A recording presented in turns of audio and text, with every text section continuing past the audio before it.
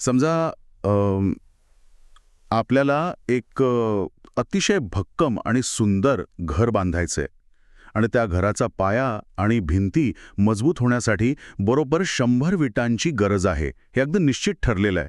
पण पण अचानक विटा पुरवणारा तो कंत्राटदार येतो. हो, अगदी तेच. तो येतो आणि सांगतो की यंदा काही तांत्रिक अडचणींमुळे माझ्याकडे फक्त 92 विटाच उपलब्ध आहेत. म्हणजे 8 विटा कमी आहेत.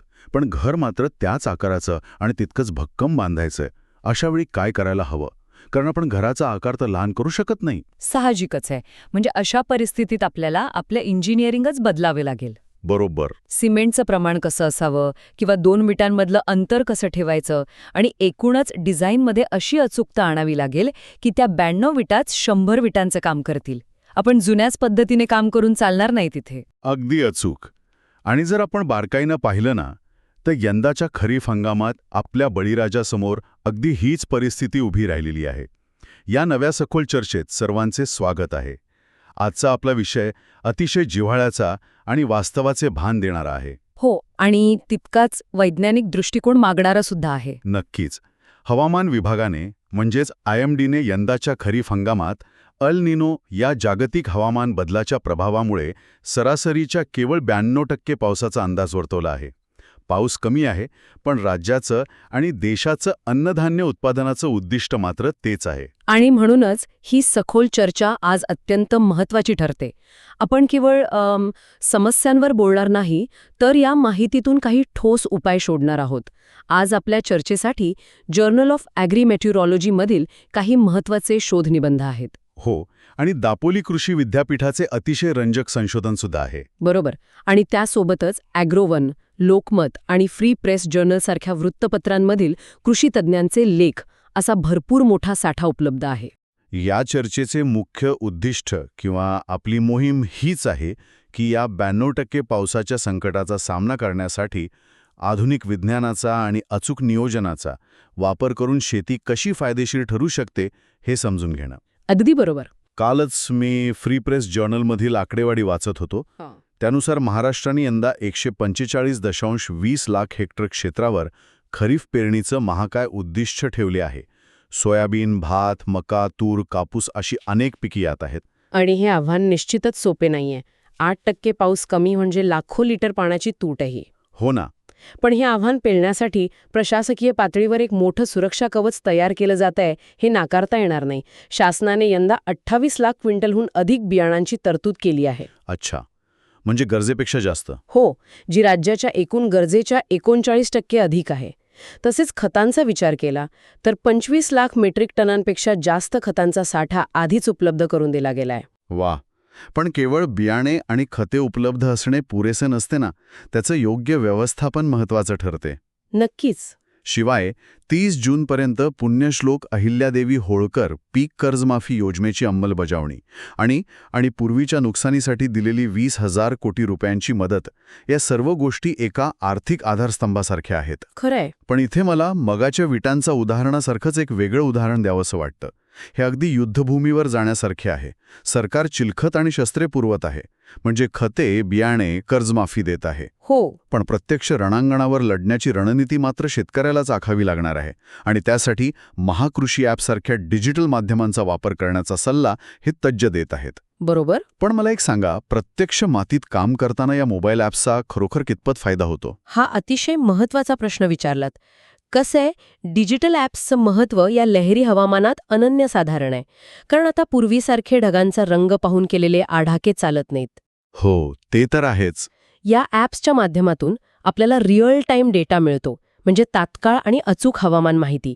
समजा एखाद्या शेतकऱ्याने महागडे कीटकनाशक फवारण्याचं नियोजन केले आहे आणि ॲपने उपग्रहाच्या माहितीवरून सांगितले की पुढच्या 2 तासात अनपेक्षित हलका पाऊस येऊ शकतो. अच्छा, म्हणजे तो फवारणी थांबू शकतो. अगदी बरोबर. तो शेतकरी ती फवारणी थांबवू शकतो. यामुळे त्याचा हजारो रुपयांचा खर्च आणि श्रम दोन्ही वाचतात. जेव्हा पाऊस केवळ 92% असतो, तेव्हा पाण्याचा प्रत्येक थेंब आणि खताचा प्रत्येक दाणा अचूक वेळीच वापरला जाणे गरजेचे असते. तिथे हे तंत्रज्ञान एक अदृश्य रणनीतिकार म्हणून काम करते. हे खरंच विचार करायला लावणार आहे. म्हणजे माहिती आणि अचूक वेळ हेच आजच्या काळात सर्वात मोठं शस्त्र आहे. आता आपण प्रत्यक्ष रणांगणावर म्हणजेच शेतात उतरूया. लोकमत आणि ॲग्रोवनचे लेख वाचताना एक गोष्ट प्रकर्षाने समोर येते, ती म्हणजे माती परीक्षण. हो, पहिली आणि सर्वात महत्वाची पायरी. आपण अनेकदा हे ऐकतो, कृषी विभागाकडूनही सतत हेच सांगितलं जातं. पण या कमी पावसाच्या स्थितीत ते इतके निर्णायक का ठरते? यामागचं विज्ञान जर आपण समजून घेतलं ना, तर माती परीक्षणाचं महत्त्व लगेच लक्षात येईल. माती परीक्षणामुळे आपल्याला जमिनीत नेमक्या कोणत्या अन्नद्रव्यांची कमतरता आहे हे अचूकपणे समजते. आणि कोणते घटक मुबलक आहेत तेही समजते. हो, आता बघा, कमी पावसात पिकांवर आधीच पाण्याचा मोठा ताण आलेला असतो. अशावेळी जर आपण माती परीक्षण न करता अंदाजे खते टाकली आणि विशेषतः जी खते पिकाला सध्या नको आहेत ती दिली, तर जमिनीचा पोत बिघडतो. अरे बापरे. पिकाची ऊर्जा ती नको असलेली खते पचवण्यात वाया जाते, जी ऊर्जा पिकाने कोरड्या हवामानात स्वतःला जिवंत ठेवण्यासाठी वापरायला हवी होती. म्हणजे एका अर्थी माती परीक्षण हा एक प्रकारचा मेडिकल रिपोर्टच आहे म्हणा, की जो सांगतो की पिकाला नेमके कोणते औषध द्यायचे आहे. अगदी 100% बरोबर. हे अगदी योग्य आहे. आपण ओलावा कसं टिकवायचा याकडे वळण्याआधी मशागत समजून घेणं गरजेचे, कारण पाऊस तर कमी पडणार आहे. मग जो काही पडेल तो जमिनीत कसा साठवायचा?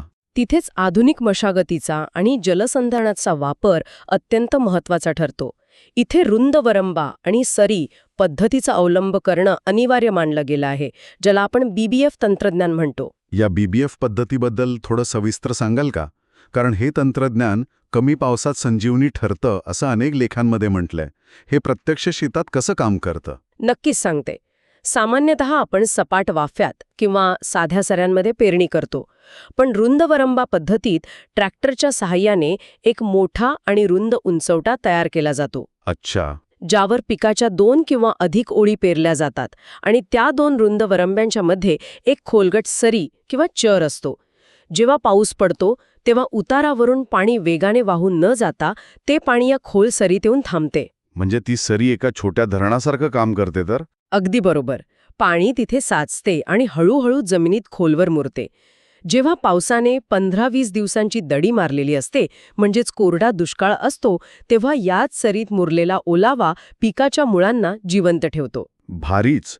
म्हणजे आपण संपूर्ण शेताचाच एक प्रकारे स्पंज बनवतोय, जेणेकरून पडलेला पावसाचा प्रत्येक थेंब तिथेच जिरला पाहिजे. हो. आणि यासोबतच मल्चिंग किंवा आच्छादनाचा वापर आणि शेततळी यांसारख्या तंत्रांचा उल्लेखही आपल्या स्रोतांमध्ये आहे.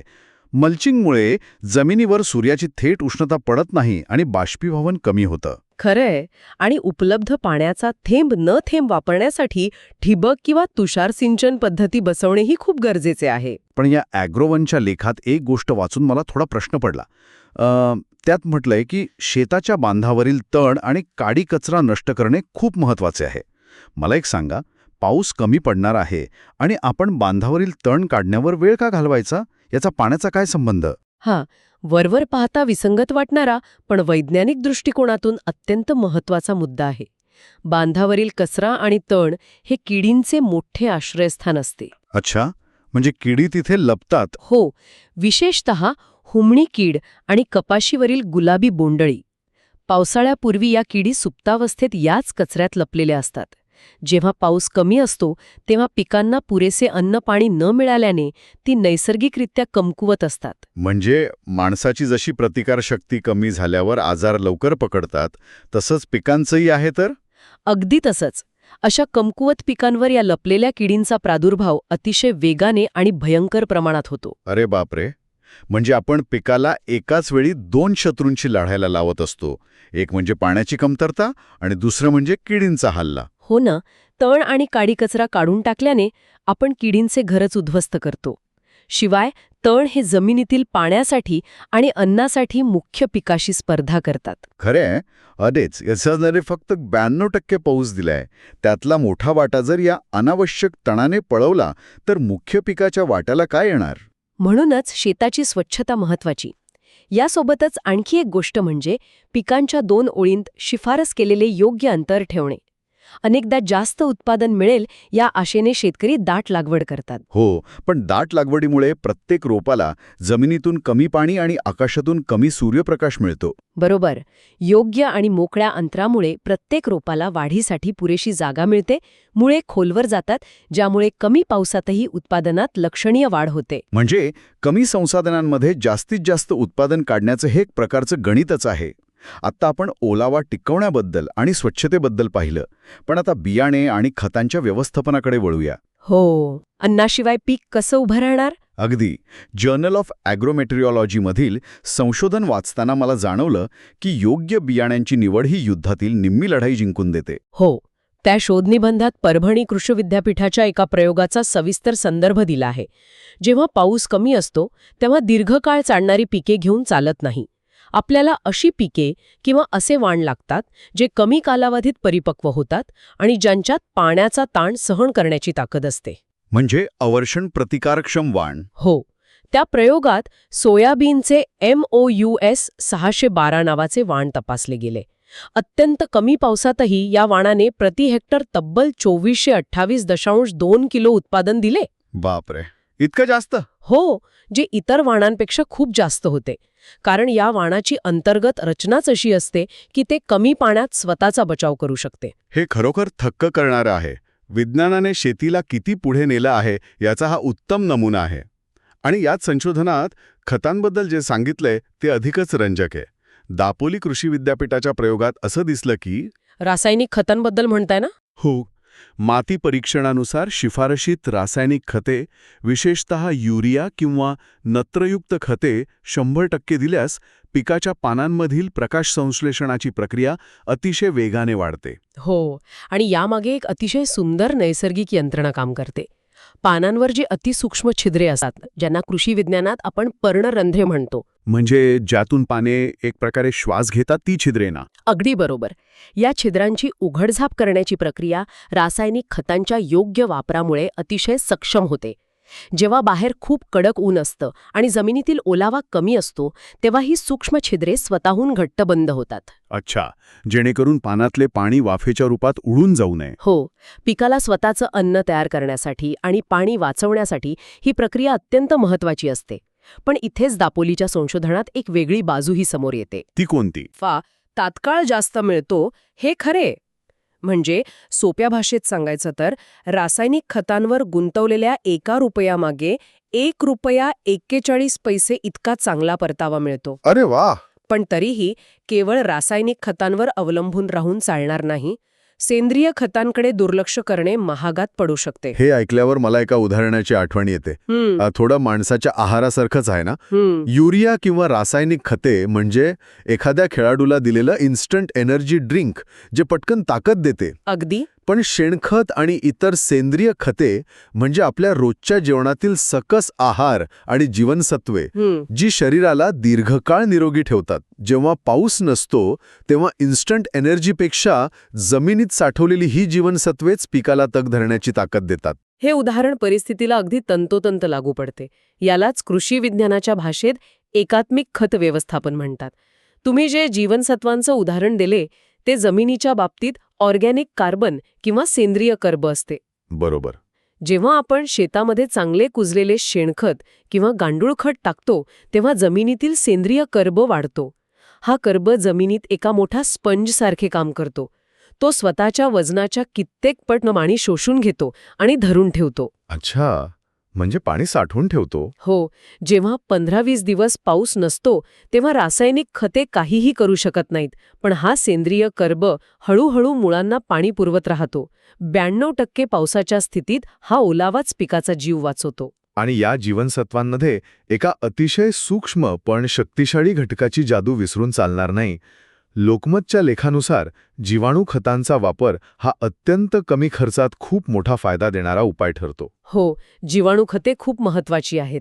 मका आणि बाजरीसारख्या तृणधान्यांसाठी अझोटोबॅक्टर, सोयाबीनसारख्या द्विदल किंवा शेंगवर्गीय पिकांसाठी रायझोबियम आणि जमिनीत घट्ट बसलेला स्फुरत पिकाला उपलब्ध करून देण्यासाठी PSB या जीवाणू खतांचा वापर अनिवार्य मानला आहे. हे जीवाणू नक्की काय काम करतात? हे जीवाणू म्हणजे निसर्गाने दिलेले छोटे कारखाने आहेत. उदाहरणार्थ रायझोबियमचं काम पाहूया. हवेमध्ये 78% नायट्रोजन असतो. पण पिके तो थेट हवेतून श्वास घेऊ शकत नाहीत. त्यांना तो जमिनीतूनच घ्यावा लागतो. बरोबर. जेव्हा आपण बियाण्यांवर रायझोबियमची प्रक्रिया करतो तेव्हा हे जीवाणू पिकाच्या मुळांवर छोट्या गाठी तयार करतात. ते हवेतला नत्र शोषून घेतात, त्यावर प्रक्रिया करतात आणि पिकाला तो अन्नाच्या स्वरूपात उपलब्ध करून देतात. म्हणजे खत विकत आणून टाकण्याऐवजी आपण हवेतलं फुकट खत पिकाला मिळवून देतोय. नेमकं. याची प्रक्रिया ही खूप सोपी आणि स्वस्त असते. 10 किलो बियाण्यासाठी फक्त 250 ग्राम जीवाणूखत पुरेसे असते. फक्त 250 ग्राम? हो. या जीवाणूंमुळे जमिनीचा पोत सुधारतो, रोपांची रोगप्रतिकारक शक्ती प्रचंड वाढते आणि सर्वात महत्त्वाचे म्हणजे मुळांची वाढ अतिशय वेगाने आणि खोलवर होते. जेवढी मुळे खोलवर जातील तेवढा जमिनीच्या खालच्या थरात असलेला ओलावा पिकाला मिळतो. हे खरंच आश्चर्यकारक आहे. मुळांची लांबी आणि विस्तार वाढल्याने पिकाला दुष्काळात टिकण्याची ताकद मिळते. आता बघा, मशागत झाली, बियाणे निवडले, खतांचे नियोजन झाले, या सगळ्यानंतर सर्वात महत्त्वाचा आणि कळीचा प्रश्न येतो, पेरणी कधी करायची? हो. योग्य वेळ साधणे हे निसर्गाशी जुळवून घेण्याचे सर्वात मोठं गमक आहे. कृषी जागरणच्या स्रोतानुसार शेतकऱ्यांनी पावसाळ्याच्या सुरुवातीला म्हणजे पहिल्या 1-2 पावसात लगेच पेरणी करण्याची घाई अजिबात करू नये. मोसमी पाऊस पूर्णपणे स्थिरावल्यावर साधारणतः जूनचा दुसरा आठवडा ते जुलैचा दुसरा आठवडा या दरम्यान पेरणी करावी. आणि सोबत बियाण्यांचं प्रमाणही योग्य असावे. जसे बाजरीसाठी प्रति हेक्टर 3 ते 4 किलो, मक्यासाठी 15 ते 20 किलो आणि सोयाबीनसाठी 75 ते 80 किलो बियाणं वापरावे. अच्छा. प्रमाणापेक्षा जास्त बियाणे वापरल्यास पिकांची गर्दी होते आणि पाण्याची कमतरता भासते. पण मला इथे एक शंका आहे. जर आपल्याला आधीच माहिती आहे की पाऊस कमी पडणार आहे, फक्त 92%च आहे, तर मग पहिल्याच पावसात पेरणी करून मोकळं का होऊ नये? उशीर करण्यात, वाट बघण्यात तर जास्त धोका आहे ना? असं का वाटतं? कारण जेवढं लवकर पेरू तेवढं लवकर पीक हाताशी येईल आणि पुढच्या पावसावर अवलंबून राहावं लागणार नाही. वरवर पाहता हा विचार अत्यंत तार्किक वाटतो, पण प्रत्यक्ष शेतीत हाच विचार अनेकदा महागात पडतो. पहिल्या 1-2 पावसानंतर जे वातावरण तयार होते त्याला हवामानशास्त्रात फॉल्स मान्सून किंवा खोटा पावसाळी हंगाम म्हणतात. खोटा पाऊस? हो. होतं काय की पाऊस पडल्यावर जमिनीचा वरचा 2-3 इंचाचा थर ओला होतो आणि काळीभोर दिसू लागतो. पण जमिनीच्या खाली पुरेसा ओलावा किंवा ज्याला आपण वापसा म्हणतो तो तयार झालेला नसतो. अच्छा. जर अशा स्थितीत शेतकऱ्याने पेरणी केली तर त्या वरच्या ओलाव्यामुळे बियाणे रुजते, त्याला मोडही येतात. पण पुढचे 10-15 दिवस जर पाऊस पडला नाही, जे अल निनोच्या वर्षात हमखास होते, तर त्या कोवळ्या रोपाची मुळे जेव्हा खाली जातात तेव्हा त्यांना तिथे कोरडी आणि उष्ण माती लागते. बापरे, पाण्याचा थेंबही नसतो तिथे. हो. आणि ते कोवळे पीक तिथेच करपून जाते. हे तर खूपच भयंकर आहे. म्हणजे जेमतेम वर आलेल्या पिकाचा अक्षरशः जीव जातो आणि शेतकऱ्यावर दुबार पेरणीचे मोठे संकट ओढवते. अगदी. आणि दुबार पेरणी म्हणजे फक्त बियाणे वाया जाणे नाही. याचा अर्थ पुन्हा बाजारातून नवीन बियाणे आणणे, ट्रॅक्टर लावून पुन्हा मशागत करणे, पुन्हा मजुरांना पैसे देणे. हा आर्थिक फटका कोणत्याही सामान्य शेतकऱ्याला न परवडणारा असतो. म्हणूनच कृषी तज्ज्ञ वारंवार सांगतात की सलग चांगला पाऊस पडून जमिनीत किमान 6 ते 8 इंच खोल ओलावा जाईपर्यंत संयम राखणे हे या कमी पावसाच्या वर्षात सर्वाधिक महत्त्वाचे आहे. म्हणजे वाट पाहणे हा इथे वेळेचा अपव्यय नसून ती एक प्रकारची आवश्यक गुंतवणूक आहे, जी पिकाला सुरक्षित करते. अगदी बरोबर. खरंच, शेती म्हणजे निसर्गासोबत खेळलेला आणि विज्ञानाच्या आधारावर जिंकता येणारा एक बुद्धिबळाचा डाव आहे. तर आजच्या या सखोल चर्चेचा सारांश काढायचा झाला तर हे स्पष्ट होते की हवामान विभागाने वर्तवलेल्या 92% पावसाच्या अंदाजामुळे घाबरून किंवा हताश होऊन चालणार नाही. हो. त्याऐवजी शेतीचे सूक्ष्म व्यवस्थापन करणे आवश्यक आहे. बरोबर. माती परीक्षण करून नेमकी खतांची मात्रा ठरवणे, पाण्याचा ताण सहन करणाऱ्या सुधारित आणि अवर्षण प्रतिकारक्षम बियाण्यांची निवड, रुंद वरंबा आणि सरी तंत्रज्ञानाचा वापर, आच्छादन आणि सेंद्रिय तसेच जीवाणू खतांची बीज प्रक्रिया आणि महाकृषीसारख्या डिजिटल ॲप्सची मदत घेऊन अचूक वेळी घेतलेले निर्णय हेच या आव्हानात्मक खरीपाचे खरे तारणहार आहेत. खरंय, हे सर्व ज्ञान केवळ शेतकऱ्यांसाठीच मर्यादित नाही, तर आपल्या सर्वांसाठी एक मोठा धडा आहे. माहितीच्या, तंत्रज्ञानाच्या आणि संयमाच्या योग्य वापराने आपण कोणत्याही नैसर्गिक संकटाचे व्यवस्थापन कसे करू शकतो हे यातून शिकायला मिळतं. सुरुवातीला आपण 100 विटा आणि 92 विटांच्या घराच्या उदाहरणाने सुरुवात केली होती. हो, आणि आजच्या संपूर्ण चर्चेतून आपण हेच पाहिलं की योग्य इंजिनिअरिंग, विज्ञानाची जोड आणि अचूक नियोजनाने ती 92 विटांची भिंतही 100 विटा इतकीच मजबूत आणि दिमाखात उभी राहू शकते.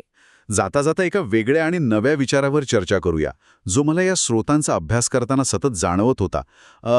जर या 92% पावसाच्या संकटामुळे आपण आज मल्चिंग, ठिबक सिंचन, BBF तंत्रज्ञान आणि जीवाणू खतांसारख्या अचूक आणि शाश्वत शेतीकडे वळत असू, तर भविष्यात हा अल निनोचा धोका एक शाप न ठरता पारंपरिक शेतीला एका प्रगत, वैज्ञानिक आणि आधुनिक शेतीत कायमस्वरूपी रूपांतरित करणारा एक आशीर्वाद तर ठरणार नाही ना? वाह, हा खरोखरच खूप सकारात्मक आणि विचार करायला लावणारा मुद्दा आहे.